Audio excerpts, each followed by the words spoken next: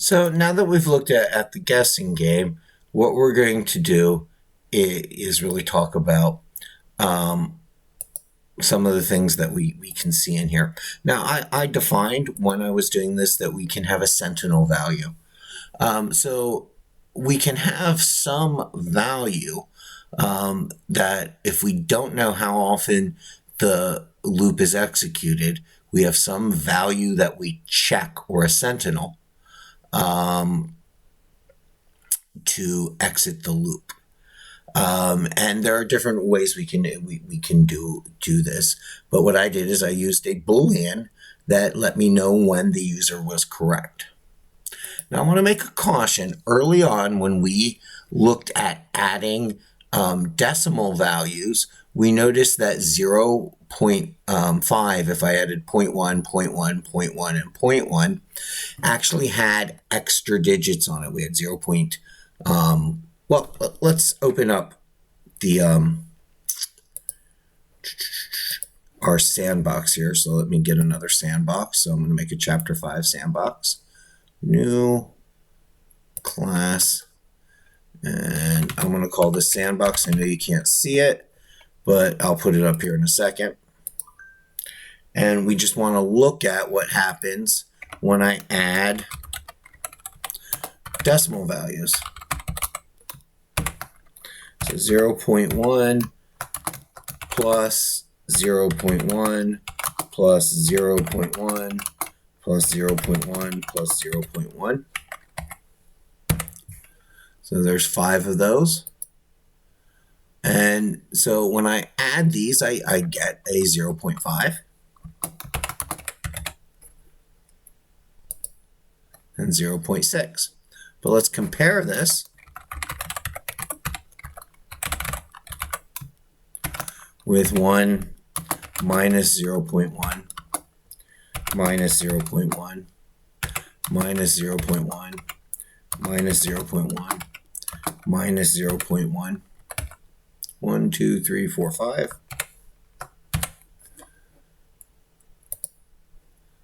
And notice that we started picking up, this should be 0.5, but it got an extra bit. Now this is due to how decimals are represented inside of a computer. And so, and let me actually get rid of one of these here. So they're both 0.5. Let me run that again. So here I'm adding from 0 to 0.5 by adding tenths.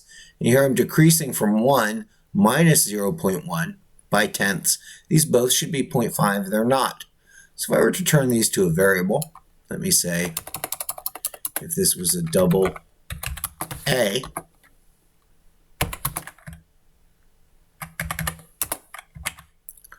and this were a double B,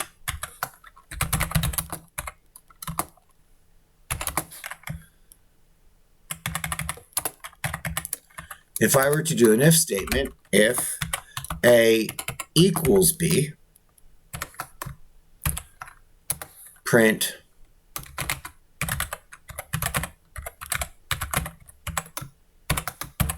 the same, else will print different.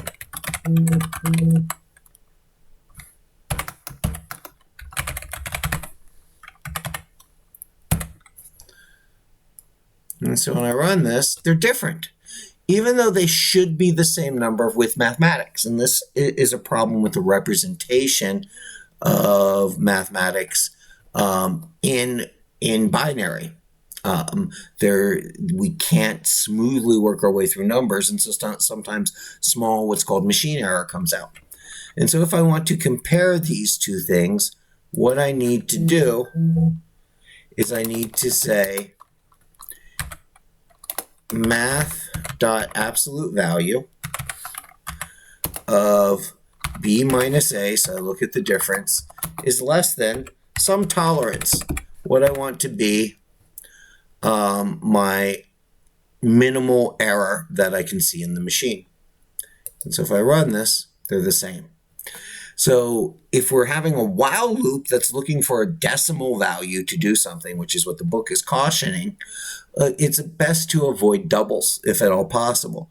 And if using doubles, to compare them, we want to use this construction. We want to use the difference of the two things we're comparing, and we want to make sure that the absolute value is less than some tolerance. In general, I actually try to avoid doing comparisons on doubles directly. I will find this tolerance statement if needed, but inside my loops, I will do other types of checks because it's very easy to forget that doubles are not equal, don't always have equality. And so that's a problem we can have with looping structures. And so it's a big caution in here. So we've looked at a while loop that checks a condition at the beginning, and executes some code, and then it exits when that condition is true. It goes through the block. Another type of loop is called a do-while loop. And what the do-while loop does is it executes the body of the code, then checks the condition. And if it's true, it jumps back up and repeats the code. So a big difference between a while loop and a do-while loop is a while loop might never run. The condition is checked first. And if the condition is true or false, it will exit the loop without ever running it. A do-while loop guarantees you run the code at least once. And notice the construction here. We set the keyword do, and then we have the while condition at the end with a semicolon. And what I'm going to do here, I'm not going to go into an example, but I'm going to pull up the code we did for our guessing game. And I'm going to change the type of loop. So I'm going to come up here, and I'm going to say that do. And then down once all of the loop is done.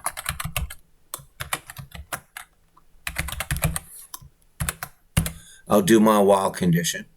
So this comes in and it runs it first.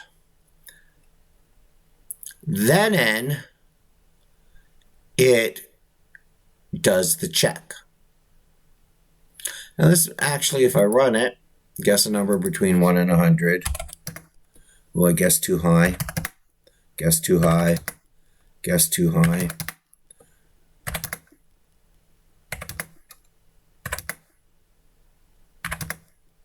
Oh, it's way down at 1. It doesn't really affect what's happening in this particular program. But the syntax, I do, then I'll do this stuff, and I'll check at the end. So if you need a piece of code that you want to guarantee to run once, a do-while loop is a better construction than a while loop. A lot of times if I'm verifying user input to make sure that the user has entered something correctly, I'll use a do-while loop, because I'll do the input, and then in the while statement is the check on if the user entered the things correctly or not. All right, and then we have a third type of loop construction, which is a for loop. And a for loop has some initial action.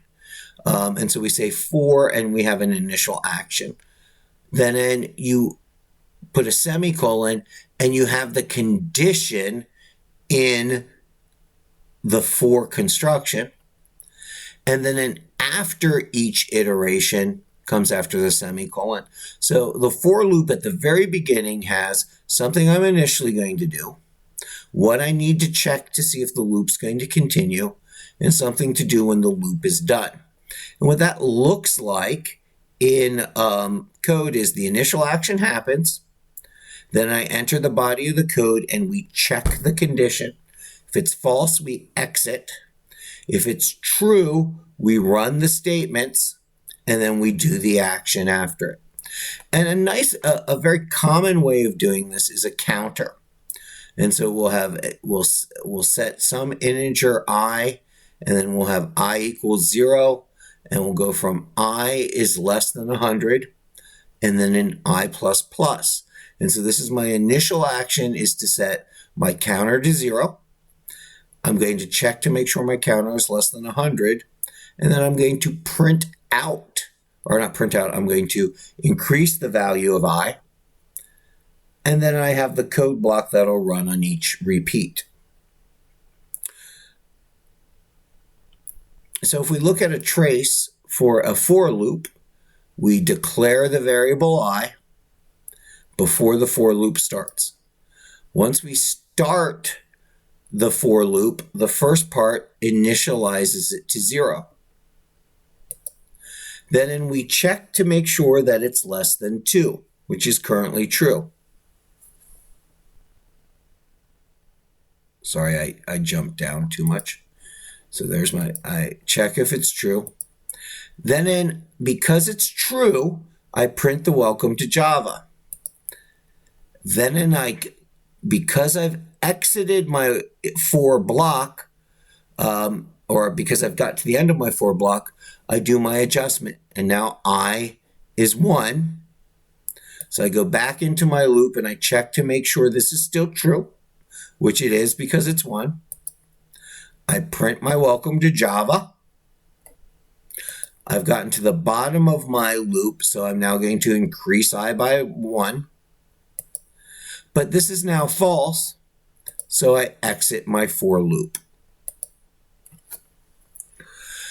The initial action in a for loop can be a list of 0 or more comma-separated expressions. So we can do a lot of things in this initialization. So notice here, we're initializing I equals 0 and j equals 0. We're doing a comparison on the addition of I and j.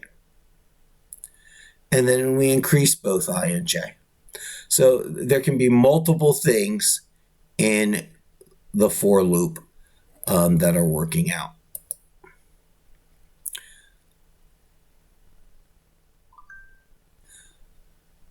If you miss the conditional, it is implicitly applied to be true. This is an infinite loop. If you need someone to have an infinite loop, it's better to use the while construction than the for construction. And we will find ways to break out of loops. If you add a semicolon at the end, it will make an error, a logical error.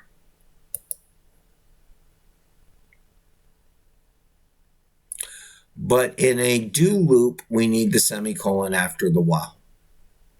So, and that's something that you'll see me confuse every time I type these. Which loop to use really depends on what you're trying to do. I tend to use for loops for counting, because a for loop sets your starting number in the initial condition. It has the test for your ending number in the middle condition. And for the last statement separated, it has how you are increasing things. So I use for loops for counting. So what I'm going to do is I'm going to do an example of a for loop counting, and then we're going to look at nesting loops and other ways of working with loop structures.